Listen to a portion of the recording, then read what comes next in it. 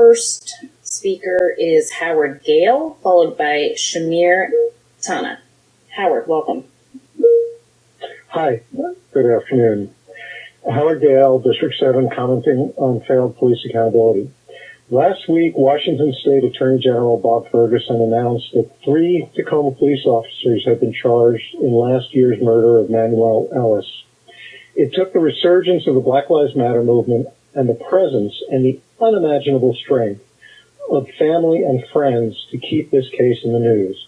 It also took the highly unusual intervention of the governor and attorney general in order to provide for a truly independent investigation. But what about all those people killed by Seattle police whose killings didn't get the prerequisite press coverage and whose families couldn't navigate what is an unresponsive and victimizing accountability system? What about those who didn't have family in the area to advocate for their loved ones and to bring their cases to light? The families and friends of Charlena Lyles, Iosea Falatogo, Danny Rodriguez, Ryan Smith, Sean Leifer, Terry Caver, and Derek Hayden had to suffer not just their loved one's murder, but additionally suffer from the fact that they were killed in Seattle, where truly independent investigations have been and remain impossible. We still have a system where it is only police that investigate police. We still have a system where the head of the body that investigates police is someone who spent his entire career defending police officers. Please go to seattlestop.org. That's one word, seattlestop.org, to find out how we can bring real civilian accountability to Seattle. Thank you. Thank you. Next up is Shamir Tana, followed by Alice Marabe. Hello, Shamir Tana, District 7. I'm calling to say that Council should reject Bill 119981. SPD's excess overtime spending and ongoing salary savings should go to community-led participatory budgeting, not back into a department that uses its resources to harm community members. I'd like to read a part of my testimony that I submitted to the National Lawyers Guild on SPD's violence in June 2020. I arrived at the SPOG headquarters for a peaceful rally. All of a sudden, I was surprised that country music started blaring on the speakers, and dozens of police officers came out of nowhere using tear gas and stun grenades. Looking back on it, it felt like it was a game to them. Once things died down and people left, I then saw multiple police officers aggressively charge a group of BIPOC individuals from 50 feet away. They were just sitting on the ground trying to collect themselves. This is just one of the countless incidents I can't even fathom. And to be clear, by not rejecting this bill, you are choosing this violent behavior instead of community. Instead, please listen to what BIPOC community and organizers are saying. Uphold your commitment and reject this bill. Anything else, half measures, excuses, more words, means being complicit in the system we have today. Thank you for the time. Thank you for calling in today. Next up is Alice Marabe, followed by Kirsten Wagner. Alice, welcome. And Alice, if you're with us, make sure you press *6 so we can hear you. Okay, thank you. Hi, this is Alice Marabe calling from District 2 to ask Council to reject CB and also the impact of the original bill. It now grants more resources to SPD instead of holding them accountable for harming community members. I'd like to read a testimony of SPD's violence last summer from a person identified as JH. On June 7, 2020, JH was peacefully protesting in defense of Black lives for 11th and Pine when multiple explosives fired by SPD discharged in his immediate vicinity. His bicycle was hit, and so was he, receiving 2 abrasions to his leg. A separate incident on July 1st, 2020, JH was protesting at Broadway and Pine, where a line of riot police was facing off with protesters. The officers instructed protesters to stay on the other side of the sidewalk, and JH complied. But suddenly, police rushed at the protesters into the portion of the crosswalk where protesters were standing at police instructions. Multiple officers tackled JH, pinned him to the ground, and punched him. He heard his bicycle helmet crack, and the weight of the officers pinning him made it difficult for him to breathe. The officers finally pulled him to his feet after he exclaimed, "I can't breathe." JH was arrested and told that he hit an officer with his bike and resisted arrest. He was both held for about 18 hours and charged with third-degree assault and failure to disperse. Those charges have since been dropped. As a result of the explosive devices and physical force that SPD deployed against him, JH suffered from pain, trauma, and multiple injuries, including a fractured rib, bruised and swollen hips, sprained right thumb, and cuts and bruises over his entire body. Please reject this bill. Thank you. Thank you for calling in, Alice. Next up is Kirsten, followed by Peter Condit. Kirsten. Hello, my name is Kirsten, and I'm a resident of District 6. Sorry. Council should reject Bill 119981. SPD's $5.4 million of excess overtime spending and their $11 million of ongoing salary savings should go to community-led participatory budgeting, not back into a department that uses its resources to harm community members. I'd like to read a testimony of SPD's violence on July 25th, 2020 from a person identified as TBM. TBM and her husband saw a man step into the street while recording the protest. A police officer ran over the man's foot with their bikes, causing him to fall. Her husband tried to help the man to his feet, but was tackled to the ground by the police. As TBM reached for her husband to help him, she was also tackled by an officer. Multiple officers piled on top of her back, pinning her face down, and at least one officer kneeled on her neck with intense pressure. The officers tore off the motorcycle helmet she wore without loosening the chin strap, causing her neck to wrench and her face mask to dislodge and cover her face. Officers also cut the straps of her backpack with a knife and took it. She was then handcuffed and transported to the East Precinct, where she was kept in handcuffs for 4 hours. TBM felt pain in her shoulder, wrist, back, and neck. She was not able to hold her head upright. Officers asked if she was injured, and she said yes, but they did not evaluate her, send a medical professional to see her, or check her handcuffs. After she was released the next day at the hospital, TBM was diagnosed with a bulging disc between her C5 and C6 vertebrae, and with severe swelling in her neck. As a direct and proximate result of the excessive force and chemical weapons used on her by the city and SPD, her unlawful arrest, and her unlawful treatment at the King County Jail, TBM suffered pain, trauma, chemical exposure, neck injury, calf injury, loss of mobility in the left arm, bulging disc, neck swelling, PTSD, and more. TBM was unable to work for over a month following this assault. Please reject Bill 119981. Thank you. Thank you for calling in today. Next up is Peter Condit, followed by Walker Thomas. Hello, my name is Peter Condit, and I live in District 4. I support Council Bill 120087, which releases $1 million for PB, and I strongly reject Council Bill 119981, which has been changed from its original form to release $10.9 million additional dollars to the Seattle Police Department this year. It takes $8.4 million of those dollars directly from what was promised to community via PB. If Council passes this bill, you will be rewarding SPD for their past violent behavior, which would sabotage any hope of accountability going forward and endanger me and other residents in the street. I'll read a testimony of SPD's violence from a person identified as AI. One of my friends was next to me, and he was standing with his hands in the air, holding flowers. Another friend was kneeling. I began to kneel, and I was hit in the chest with a flash grenade, and another flash grenade went off at my feet. I couldn't hear anything. My ears were ringing. I was hyperventilating, then I lost consciousness. I can remember smoke and what seemed like fire. The next morning, I woke up in the hospital with a tube down my throat. A doctor told me that I went into cardiac arrest on the street, and if the volunteer medics had not provided on-site chest compressions, I might have died. For days following my discharge, my throat was very sore and I tired easily. I couldn't walk or stand for a long period of time without difficulty breathing. I felt like someone was standing on my chest. I've had vertigo and noises sound louder than usual. My chest still feels strange and hollow, and even wearing a seatbelt is uncomfortable. I wake up every morning with serious throat pain. I continue to experience trauma from that night. When I close my eyes, I see police shields in my face. I am committed to ending police brutality. I want people to listen to Black voices and understand that police brutality is systemic and that it must be stopped. This story is not about me. It is about continued police oppression and the lives that have been lost. I hope that people continue to speak out and they stand up for justice. Thank you for listening. Thank you, Peter. Next up is Walker Thomas, followed by Tally KB. Hi, my name is Walker. I live in D3. I'm calling to add my voice to the choir of people begging you not to give SPD any more money. It's unbelievable to me that we have to keep doing this after a year of just constant police violence. I'm one of the people who was gassed and beaten along with everyone else protesting for Black lives. And if it couldn't be more clear, all they are doing is using your money to do this. Just this weekend, there were more police downtown intimidating protesters than there were protesters, all those people getting overtime. And I work in a homeless shelter. We need that money so desperately. We need all that money you're spending on the police and their training and their equipment to actually make a difference in people's lives. When we get the police to the shelters to try to help us out, they're always completely useless. They do not care about it at all. They're only in this to beat up protesters and you all need to stop funding them. We could not be more clear about this. You said you would do it last summer. Prove it right.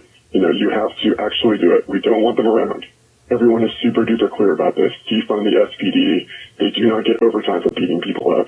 Thank you for calling in today. Next up is Tally, followed by Matt Offenbacher. Hello, my name is Callie, and I'm a resident of District 4. I use she, they pronouns. I believe the council should reject Bill 1199-81, SPD's $5.4 million of excess and overtime spending, and their over $11 million of ongoing salary savings should go to community-led participatory budgeting, and not back into a department that uses its resources to harm community members.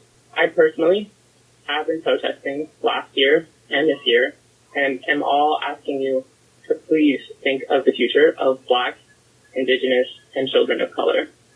I know some of you are parents, and I think it's important to think about how your decision will impact them, and how it's going to impact current elders and parents and to unhoused communities and to LGBTQ plus communities. Your decision today to hold police accountable can make an impact and positive change to all communities. It can actually create safety. My experience has been hard, and I think it's important that you hear some of these things that I witness all the time. I have seen Black trans people be beaten, bloodied, scared to go to hospitals, scared like what will follow. I have had a knee on my back. I have been choked. I've had chemical gases that created long-term damage to my lungs, and now have to use an inhaler quite often. The things the police say about Shalance and Nikita Oliver and lots of Black activists, it's important to note that they are harmful, and they're going to continue to create harm. Thank you. Thanks for calling in, Tally. Next up is Matt Offenbacher, followed by Alice Lockhart, and I just want to note for the record that we have been joined by Councilmember Lewis. Matt, please. Hi, this is Matt Offenbacher, and I live in District 3. I'm calling to ask you to please reject Bill 119981. Do not reward the Seattle Police Department for last year's excess overtime, much of which they spent harming peaceful protesters. Please put those funds in the police salary savings into community-led participatory budgeting. I'm going to read an excerpt now from testimony by a person identified with the initials DP, writing about the events of June 25th, 2020. I arrived to the Seattle Central Lawn in the early afternoon. The crowd was overwhelmingly made up of peaceful protesters. The first explosions I heard were when our march turned a corner and saw a large group of bike police up the hill unleash a round of flashbang grenades onto the street before chasing everyone down the hill. The police deployed this first round seemingly to create a lot of noise and scary smoke as they charged down the hill at us. This came out of nowhere. It honestly was terrifying.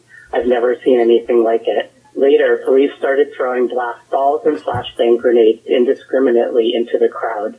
My impression was that they are increasing the level of violence and intentionally terrorizing people. I had multiple explosives land and explode at my feet. I got hit in the face with a large piece of a shell from a blast ball that exploded at my feet. I got chemical burns all over my face. I was really scared. I've seen pictures of people who lost eyes that way. There was so much smoke in the air.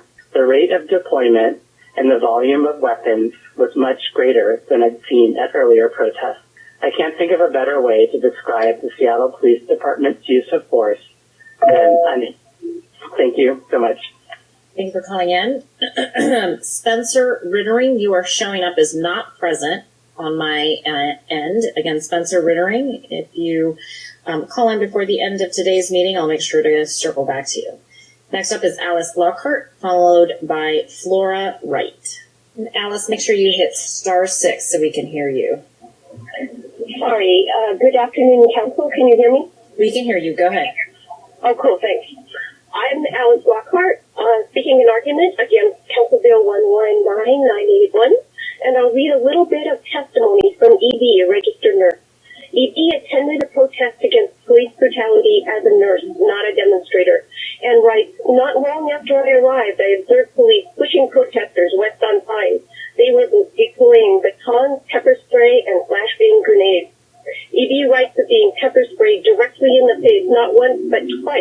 with absolutely no provocation as EB attempted to assist protesters injured by police. EB says, I was not a threat. I was not dangerous. I was not breaking anything or hurting anybody. I am a nurse. EB wrote that SPD used a constant barrage of flashbang grenades and pepper spray to forcibly corral the crowd further and further out of Capitol Hill. At one point, I witnessed a woman shot at close range in the chest with some kind of gas canister. The force of the impact was incredible. I examined her later, and I suspect the hit broke her ribs. In the conclusion, EB wrote, I had witnessed nonviolent protesters being continuously assaulted with batons, pepper spray, and flash grenades for no other reason than their inability to immediately comply with law enforcement's demands while under assault. I had seen multiple people struck at close range with projectiles that could have easily shattered their bones. I now had 4 thrown, incapacitated, helpless people with me, screaming and vomiting from pain on the ground. Please don't reward police abuse. Vote no on Council Bill 119981. Thank you. Thank you, Alice. Again, as a reminder, Spencer Rittering, Jesse Roth, Becca Rose, Michael Wilmarth, all of you are shown as registered but not present. Please double check that you're calling in to the correct number with the number that you're registered with so we can get you out of the waiting room if that is where you're at. Next up is Flora Wright, followed by Emily Graham. Hello, my name is Flora, and I'm a resident of District 3. I'm calling to tell Council to reject CB 119981. The current substitute bill, voted for by Council members Herbold, Gonzalez, and Lewis, as well as the amendment added when it was voted out of committee, turned this bill from a consequence for excess overtime spending to a $10.9 million increase to SPD's budget for money which was promised for participatory budgeting. This goes against all quote-unquote commitments made by Council and all community demands. SPD's $5.4 million of excess overtime spending and their $11 million plus of ongoing salary savings should go to community-led, Black-led participatory budgeting. It should not go back into a department that uses its resources to harm and brutalize Black residents and other community members, speaking of gun violence. The accounts of SPD violence being shared throughout comment is the violence that you will fund by passing CB 119981. Your constituents have been clear. Do not give SPD more money. Reject CB 119981. I yield my time. Thank you for calling in today. Next up is Emily Graham, followed by Trevonna Thompson-Wiley. Emily, welcome. And Emily, if you're with us, remember to press *6. Hi, sorry, that took me a second. My name is Emily Graham, and I am a resident of District 3.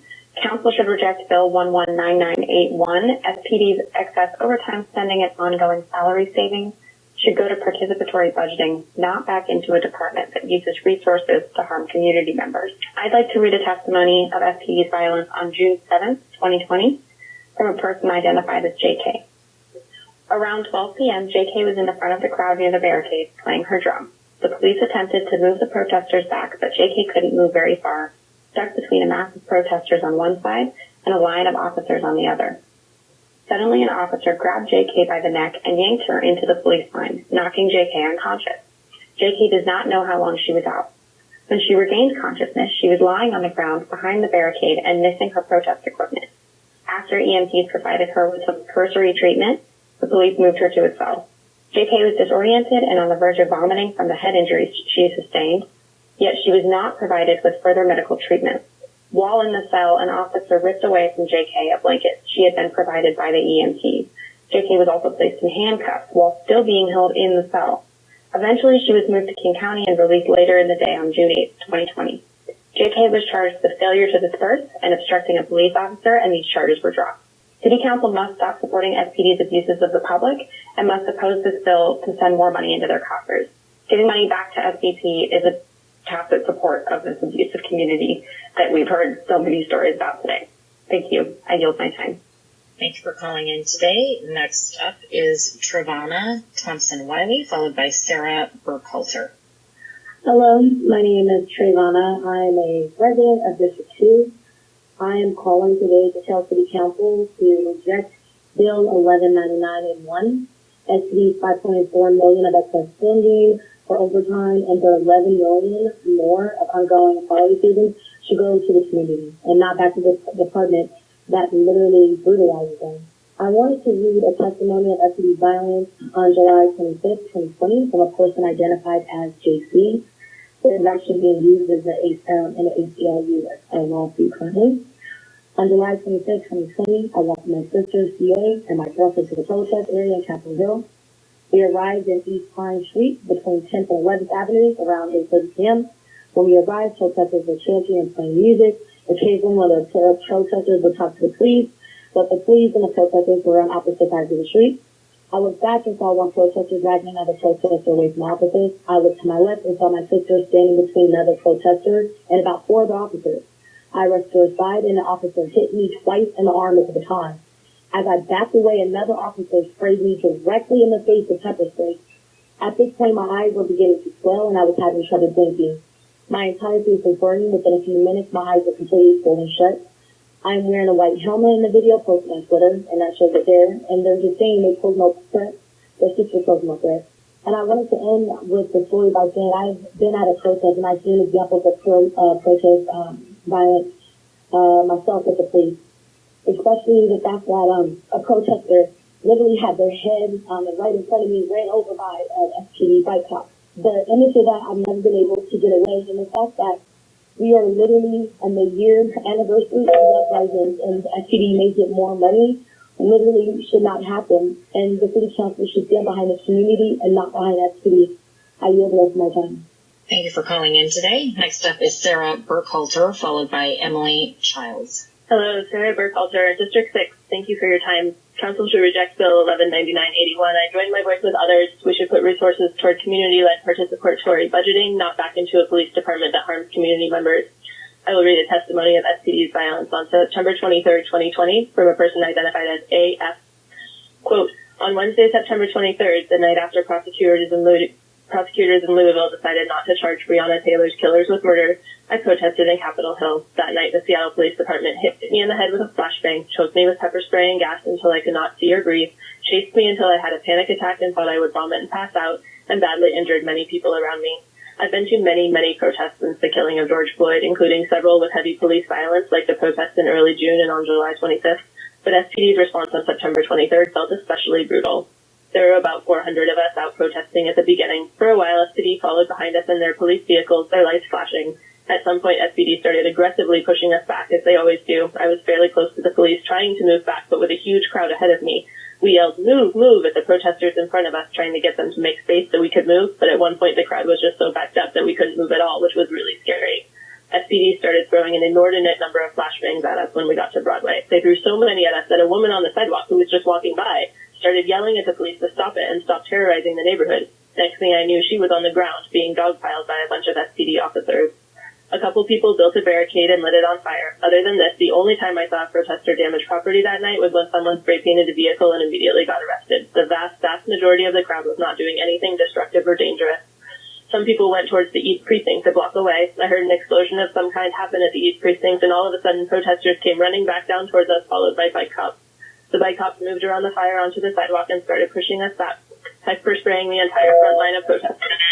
They must have directly pepper sprayed 20 people who hadn't done anything other than put their bodies on the front line. Please reject Bill 1199-81. Thank you. Thank you. Next up is Emily Childs. And Jesse Roth, you're showing up as not present on my side. So after Emily Childs will be Penny O'Grady. Hi, this is Emily Childs in District 2.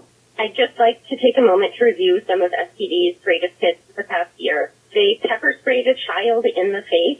They filled Capitol Hill with so much tear gas that babies woke up vomiting. They stopped Adriana Inda's heart with a blast fall. They caused countless injuries, ranging from concussions and permanent spinal damage to the largest bruises I have ever seen, to protesters exercising their right to free speech. They murdered Terry Caver.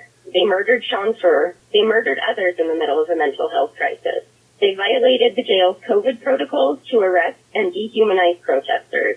For these reasons and many more, I call on you not to give SPD more money and to reject this version of CB 119981. Thank you. Thank you for calling in today. Next up is Penny O'Grady, followed by Latanya Severe. Hello. My name is Penny O'Grady, and I live in District 6. I urge Council to reject CB 119981. SPD's ongoing salary savings should go to community-led participatory budgeting, not back into a department that uses its resources to harm community members. I'm going to read now from some testimony given in response to SPD's actions in 2020 from a person identified as SF.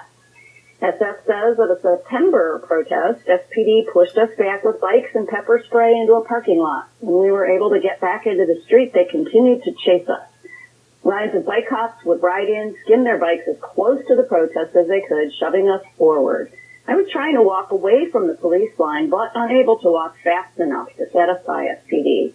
As they pushed us, SPD threw more explosives that were loud like concussion grenades. I don't know from where SPD was throwing the flashbangs, but that night they hit with such force that they ricocheted off the ground high enough to reach my head, and I am 6'3".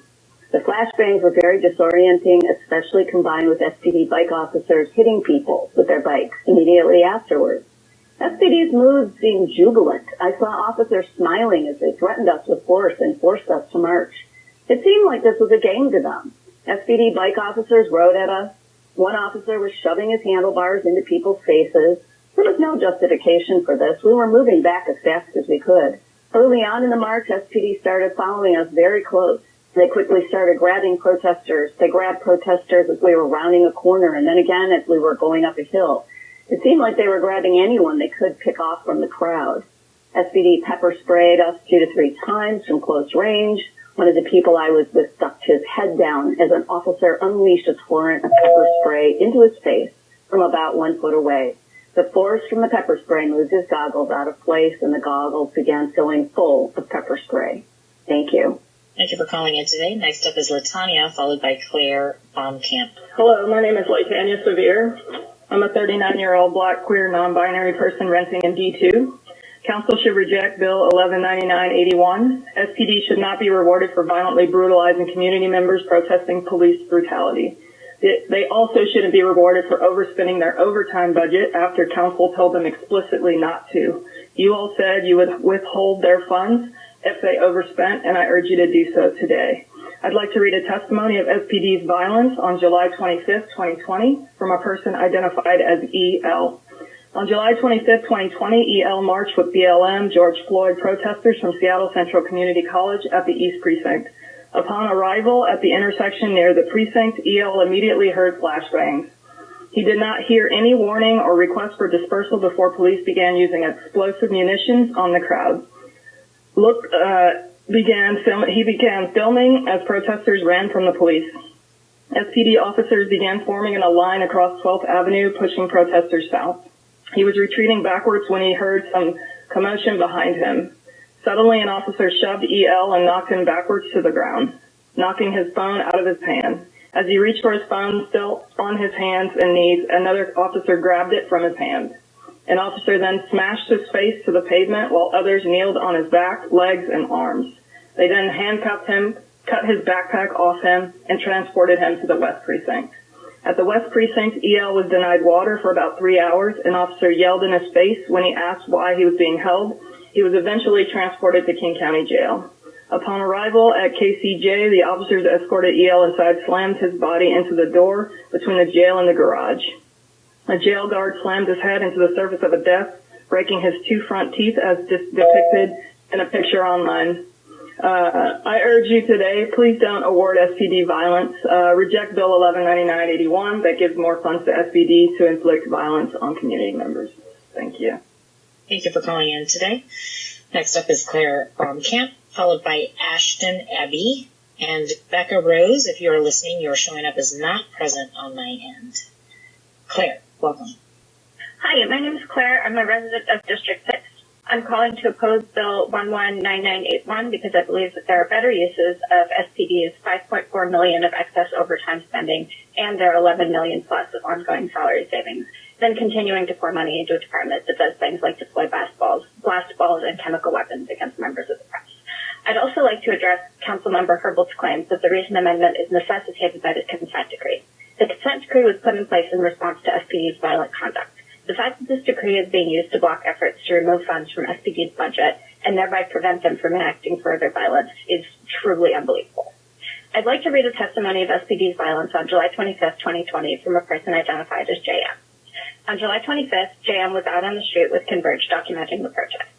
JM was standing off to the side of the street with a group of members of the media and had their press badge clearly displayed. The police began deliberately attacking the group by throwing glass balls right at them, even though the group only contained members of the media. The police repeatedly lobbed explosive devices far into the crowd that seemed to explode at shoulder or head level. One blast ball exploded very close to JM, and a piece of shrapnel hit them in their neck and arm. Even though they were wearing a neck covering, JM felt extreme pain and they had to be helped to the group because they could barely stand. JM still can't hear correctly out of their right ear due to the explosion. Within 2 minutes after being hit, JM and their colleagues began quickly moving away from the area and away from the advancing officers. There was a large crowd in their path as they retreated, so they could only move as fast as the people in front of them. JM held their press badge over their right shoulder to make sure the police could still identify them as press. As they were walking away, the police started quickly advancing and pulled out OC spray. JM did not hear a dispersal order or any warning, and the police began indiscriminately spraying blue dye OC spray into the group. JM was sprayed with blue dye OC spray on their face and arm. And there's more, but I think that's my time. Thank you. Thanks for calling in today. Next up is Ashton Ebby, followed by Lena Sullivan. Hi, I'm calling in to oppose CB 119981 from District 7. If council intends to necessitate that SPD fund public records appropriately and hire 5 mental health counselors, they need to proviso existing budgets, not grant money to SPD. I'll skip past that. Anyway, I'm going to read some testimony as well. Quote, I have been peacefully protesting in Seattle in defense of Black lives since May 30th. In that time, police have tear gas, pepper sprayed, and arrested me, and nearly hit me with a car, all without justification. I have also attended to many other people's injuries caused by police. I attended the Labor Day protest outside of SPOG. SPD officers launched glass balls at me, maced me in the face, and forced me to march quickly while I screamed in pain, unable to seek treatment for my injuries. The police weapons and forced fast march triggered an asthma attack, causing me to pass out on the side of the road. 10. People tried to flee the gas, but the police had positioned themselves in a few different places to cut off access to anywhere we could possibly go to escape.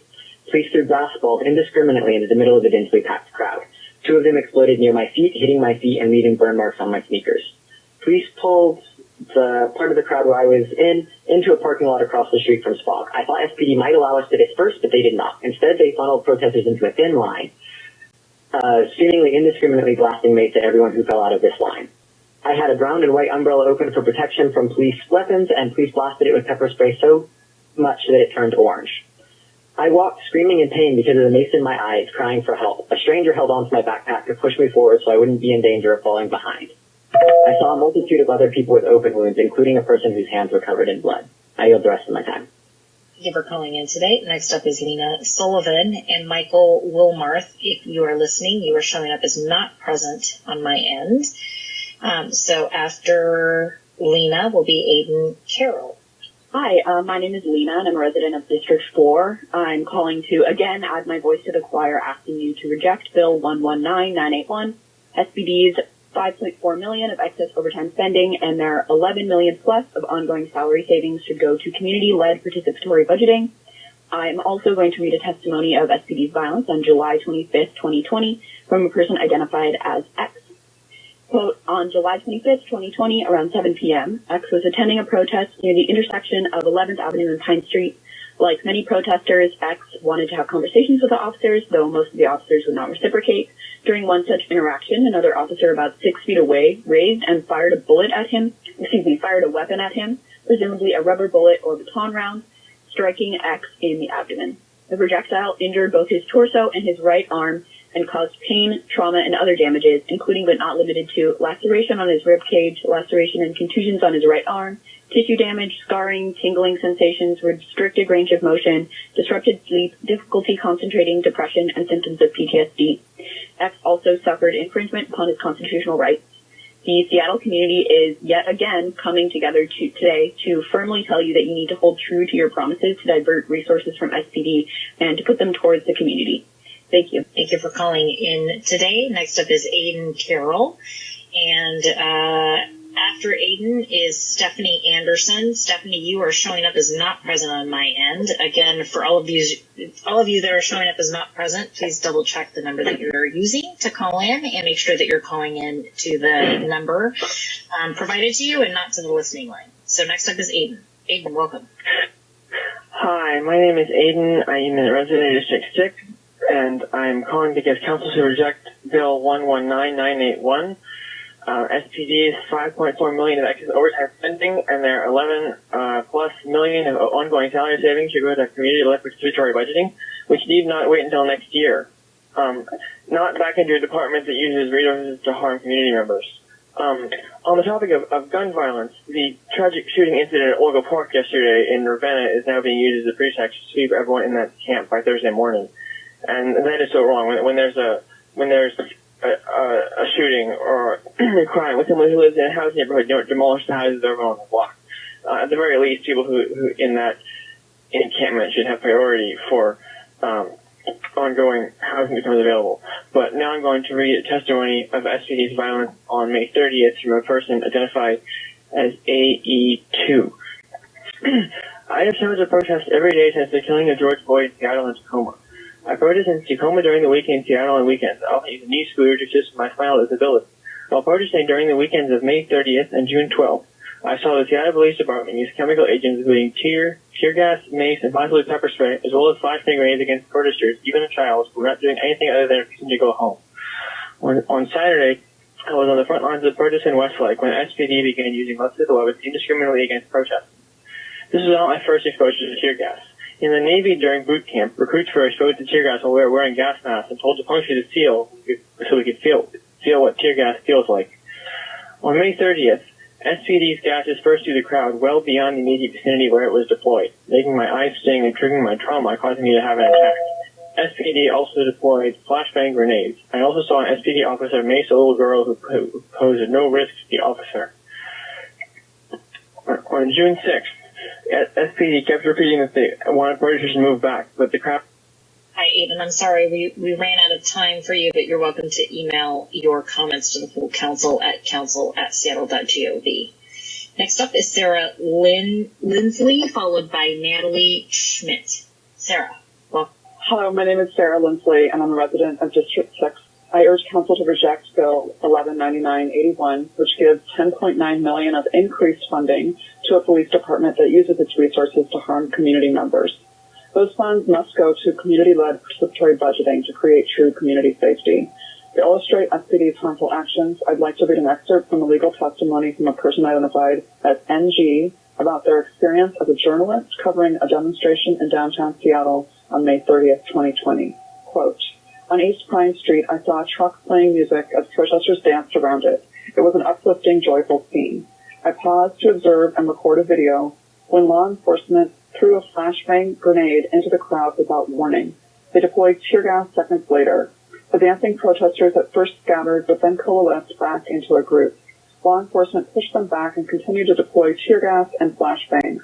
I was shocked and frightened by the consistently unprovoked, aggressive use of force by law enforcement officers and multiple different groups of peaceful protesters. I saw no evidence that any of these severe crowd dispersal tactics were warranted, and there was never any warning before they were deployed. At this point, I decided to leave the area because I feared for my safety. There was tear gas everywhere, flashbang grenades exploding in the street, and I was anxious that the police would further escalate their tactics. I decided that reporting on the situation was no longer worth the pain of enduring tear gas and the risk of suffering violence at the hands of law enforcement. Witnessing the aggressive and indiscriminate deployment of chemical agents and flashbang grenades by police at these protests has made me reconsider how I approach my assignments. There's a new element of trepidation, anxiety, and fear to my experience of being a journalist. I am determined to assert my rights and do my job, so I will continue reporting. But I would not be surprised if other journalists felt that their ability to report from the ground was significantly impaired by these law enforcement tactics. This testimony is just one of many illustrations of the violent actions of SPD that would be rewarded if Council passes Bill 119981. Please reject. Thank you. Thank you for calling in today. Next up is Natalie Schmidt, followed by Stephanie Karakoffi. Go ahead, Natalie. *6. My name is Natalie Schmidt, and I live in District 3. I'm calling to urge you to reject Council Bill 119981 on the grounds that it provides millions of dollars of additional funding for SPD. Just a few months ago, you promised the people of Seattle that you would cut SPD's funding, and this bill flies in the face of that promise. The bill's discussion of where the funds will go is a disingenuous distraction. The city must take a strong stand and defund SPD. It is SPD's responsibility to address their own budgeting issues. In response to today's proclamation, I just want to remind you that SPD has never protected our community from gun violence. They either cause it or at best respond to it. So please stand strong and honor your commitment to the people of Seattle to defund SPD. Thank you. Thank you for calling in today. Next up is Stephanie Karakoff. And again, Henry Wing and Emma McVeigh, you're showing up as not present on my spreadsheet. So double check those call-in details. And if you call in before we conclude, I will make sure to give you your 2 minutes. Stephanie, welcome. Hello, my name is Stephanie, and I'm a resident of District 3. Council should reject Bill 119981. SPD's excess overtime spending and their ongoing salary savings should go to community-led participatory budgeting and not back into the department that uses its resources to harm community members. I'd like to read a testimony of SPD's violence on August 16th, 2020 from a person identified as NF. At approximately 10 p.m., NF was protesting at SPOG headquarters on 4th Avenue South in Lander Street. The police told protesters that they had 4 minutes to evacuate. They were directed down an alleyway. As NF backed up, the police charged forward. Someone tripped behind NF, and as they were backing up, they were caused to trip and fall to the ground. NF was arrested before they could stand up. NF was cuffed while on the ground, remained on the ground for about 5 minutes, and then waited 30 more minutes on the curb before being transported to the West Precinct. They were handcuffed tightly with hands behind their back and the backs of their hands pressed together. They were held in those handcuffs for 2 hours and informed officers that their arm was hurt, but nothing was done. When they arrived to the county jail, they realized they could not bend or raise their left arm. When NF reported the injury to the jail nurse, the nurse did not examine NF's arms and failed to detect what medical providers later found, that NF's arm was broken. On August 17th, 2020, basically the next day at 10 p.m., they were released, they sought medical treatment, and x-rays revealed a radial head fracture at the elbow. So NF's arresting charge was failure to disperse. Prosecutors declined to file any charges. As a direct and proximate result of the excessive force used on them by the city and SPD, the unlawful arrest and the unlawful treatment at King County Jail, NF suffered pain, trauma, and other damages. Please reject Bill 119981 and do not further fund violent police. Thank you for calling in today. Next up is Carmen Woodson, who's showing up as not present on my spreadsheet. Carmen, double check that you're calling into the right number with the number you used to register, and we'll make sure to get back to you. Next up is Eric Salinger, followed by Lydia Leopold-Gelb. Eric.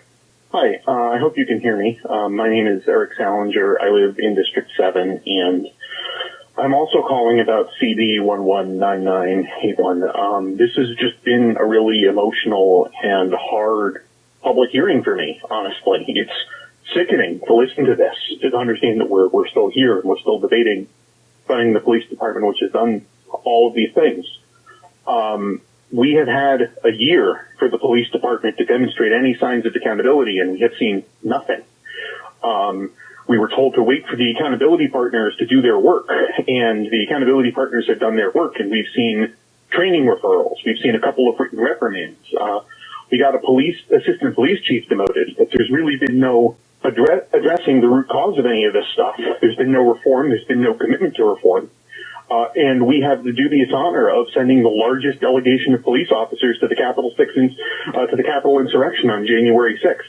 This is not a department that's trending in a good direction. I understand that you feel that the court monitor has told you you have to pass this, but none of you have to vote yes on this, and I don't know how you can even think about doing that. I don't know how you can think about giving them more money after you're hearing this stuff. Frankly, it's completely heartbreaking, and it's unacceptable. If the court monitor doesn't want to produce accountability, and the court monitor wants you to approve more funding, then maybe he should raise it himself in Harvard, in Cambridge, Massachusetts, which is where he apparently lives. He doesn't live here. every single person I talked to today, I told them that I was going to this meeting, and every single person said, I have to work. I'm glad that someone is showing up to say things for me because I agree with you 100%. We shouldn't be giving the police money. This is completely absurd.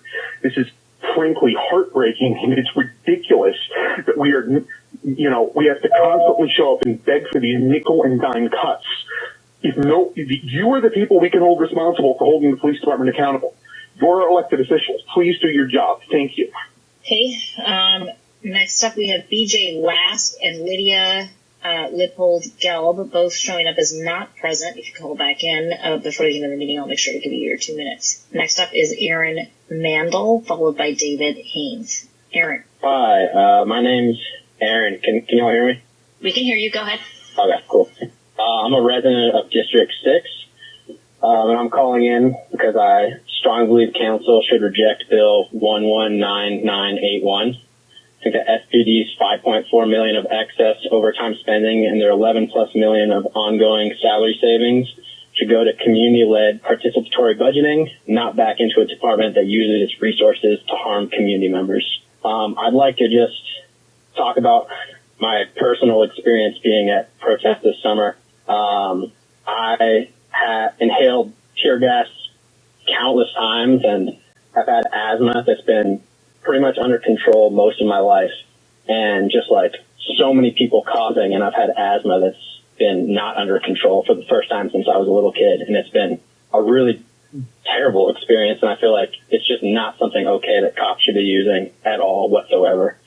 And they clearly showed time and time again that they would use that on anybody and everybody to whatever, I don't know what they were doing, but I just strongly encourage that council remember the countless people that have called in throughout the last year to talk about how terrible this experience was and traumatic it was as people were on the streets protesting. So I'd just like to encourage the council to reject Bill 119981.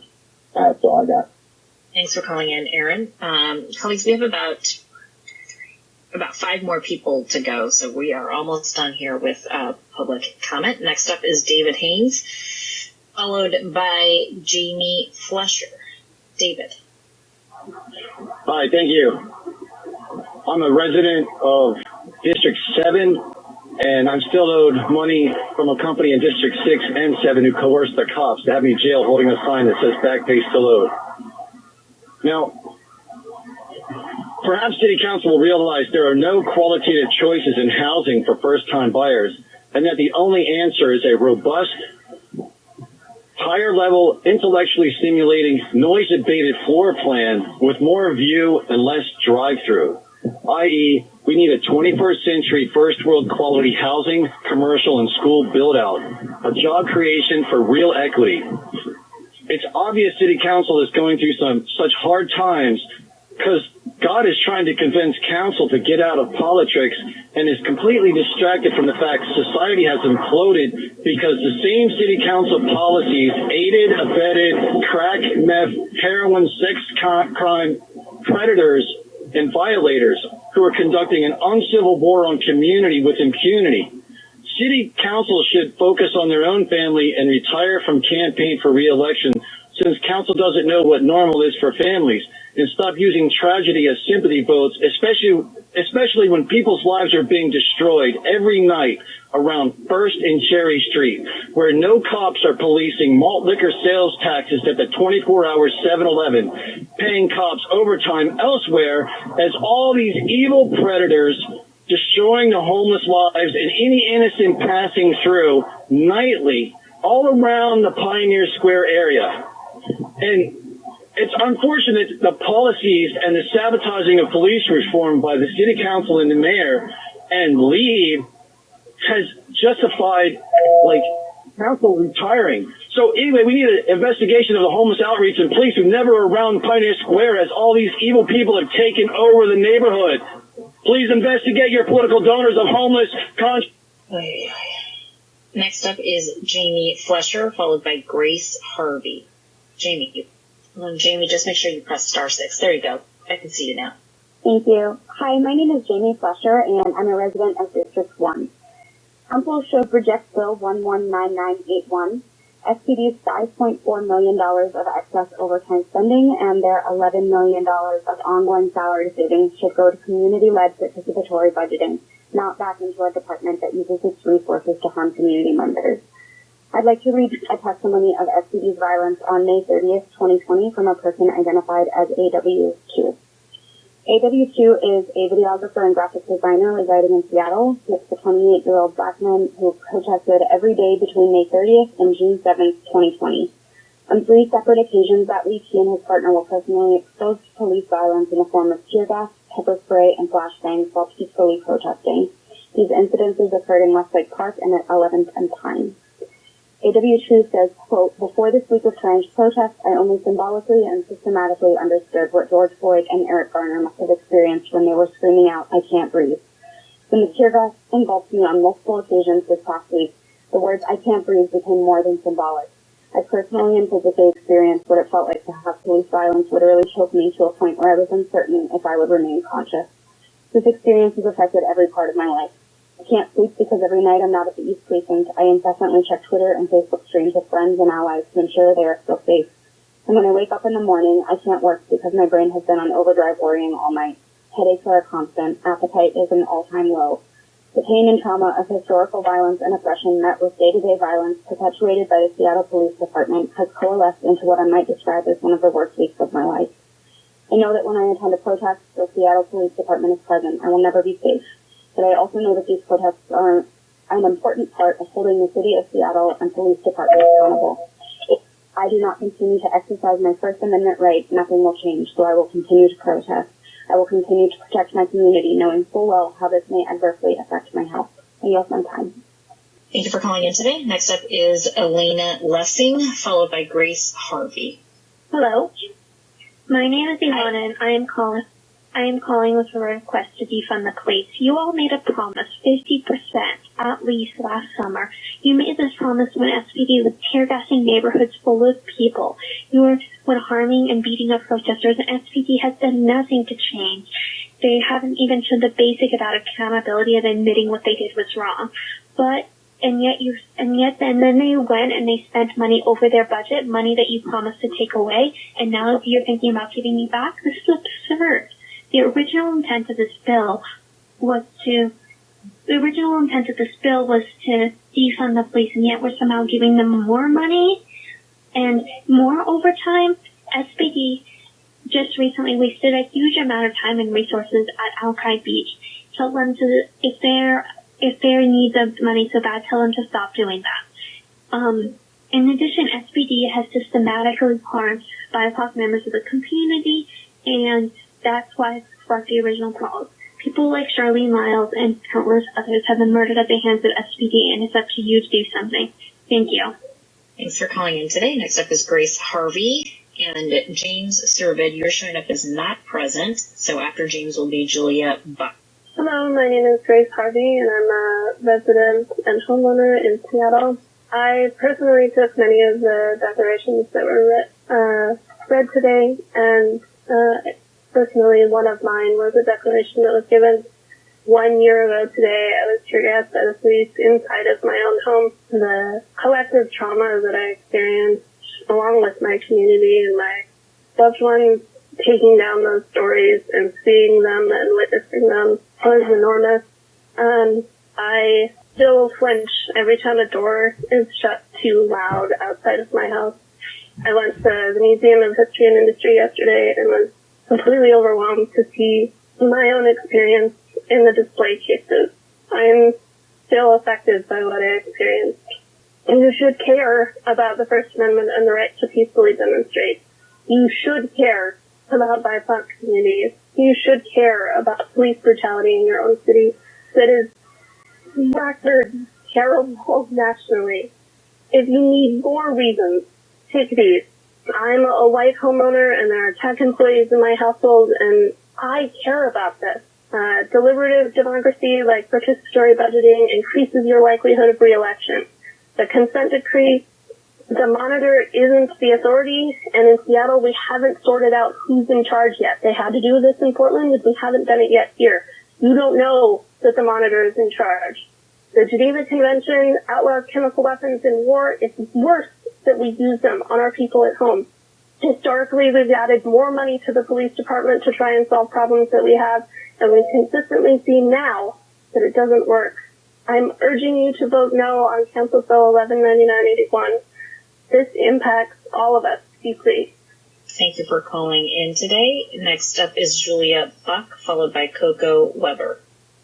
Hello, my name is Julia Buck, and I'm a resident of District 6. I am calling to ask that Council reject Bill 119981 as written.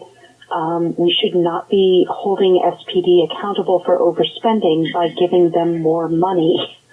I'd also like to read a testimony from SPD's violence on July 25th, 2020, from a person identified just as JB2. Quote, as we turned a corner, the crowd was forced to split into two groups. I was in the middle where the group divided, and I was hit with something on the back of my leg. There was a line of police officers about half a block away, throwing flashbangs at us indiscriminately. I linked arms with the protesters next to me. One of the people next to me was hit in the back with a projectile. This person posed no threat. After I was hit with the projectile, I quickly moved to a nearby alleyway to get behind the crowd. The back of my leg was red and stinging. Although the injury did not draw blood, I had to limp to walk, and it was very painful. The injury caused a bruise about the size of a softball. I moved to a nearby bench where someone brought me an ice pack. I continued to hear near constant sounds like firecrackers, which I now believe were flashbangs. I posed no threat. I was not breaking anything, hurting anyone, or threatening the police. I was exercising my rights to protest and to assemble.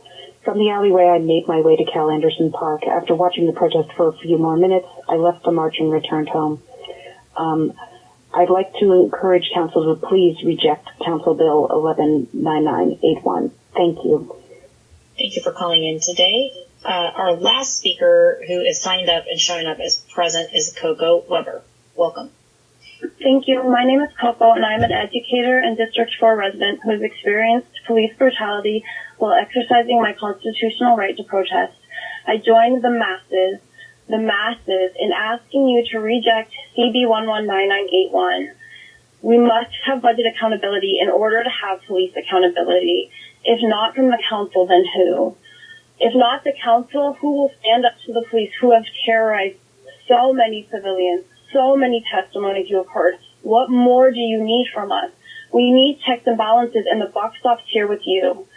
While exercising my right to protest, I have been shot by rubber bullets point blank where I still have tissue damage. I have been gassed. I've witnessed police brutality countless times, including the police brutalization of a petite black woman whom I saw shoved to the concrete when the police moved in to attack a group of protesters. She wore no protective gear. She was in shorts, pink sneakers, and a jean jacket. I filmed from my car as multiple officers piled onto her back and neck and screamed in pain.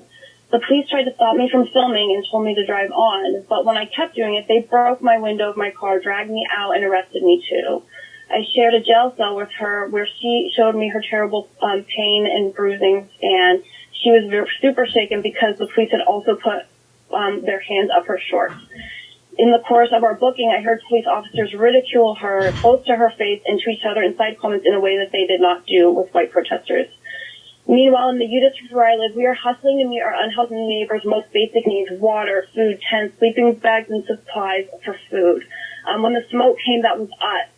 When the heat is coming back, we're going to have to figure out how to do this again. Like, we didn't have cooling centers last time. We were knocking snow off of the tents and trying to hustle them in tents. We are asking you to take care of the people, reject CB 119981, and give the funds to participatory budgeting. Thank you. Thanks for calling in today. I am scanning the sign-up sheet one last time to see if any of those who were not present have signed in, and I don't see any additional members of the public who are both registered and present and available for public comment. So we're going to go ahead and close out the period of public comment and dig in on other items of business on the agenda. So our next item of business is payment of the bills. Will the clerk please read the title?